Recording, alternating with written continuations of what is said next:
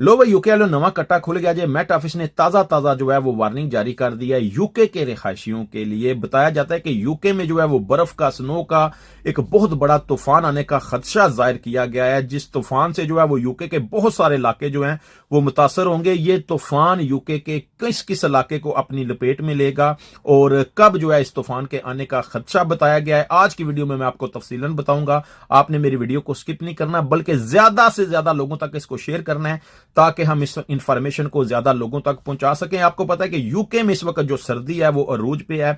बहुत सारे ऐसे इलाके हैं जिन इलाकों को बर्फ ने अपनी लपेट में लिया हुआ है, उधर ट्रांसपोर्ट का सिलसिला बंद हो चुका है। 100 से ज्यादा ऐसे स्कूल हैं यूके में जिनको इस बर्फ की वजह से, इस सर्दी की वजह से जो है वो बंद किया गया है। और अब बताया जा रहा है कि इस तूफान की वजह से भी खदशा जाहिर किया जा रहा है कि हो सकता है इलेक्ट्रिसिटी की जो सप्लाई है उसको भी कट ऑफ करना पड़े। और उसके साथ साथ बताया जाता है कि बहुत सारे ऐसे इलाके हैं जिधर जो है वो स्कूल्स भी बंद करने पड़ सकते हैं। आपने बहुत ज्यादा एहतियात करना है। इस तूफान का जो है ना वो आपने कोशिश करनी है कि बगैर वजह से अगर कोई जरूरी काम आपको नहीं है तो आपने घरों से बाहर नहीं निकलना। इस तूफान का जो नाम रखा गया है, गोरेटी इसका नाम रखा गया है। और उसके बाद बताया गया है कि थर्सडे और फ्राइडे 2 दिन जो है ये खदशा इसका जाहिर किया गया है। 2 दिन ये तूफान जो है वो अपने साथ बहुत ज्यादा हैवी स्नो को लेके आएगा, जिसमें शेफील्ड, पीटरबरो जैसे, बल्कि पूरा जो है वो नॉर्थ इंग्लैंड और सेंट्रल इंग्लैंड जो है, अगर आप इन दोनों एरियाज में से, नॉर्थ इंग्लैंड भी एक बहुत बड़ा इलाका बनता है और सेंट्रल इंग्लैंड भी बहुत बड़ा इलाका बनता है।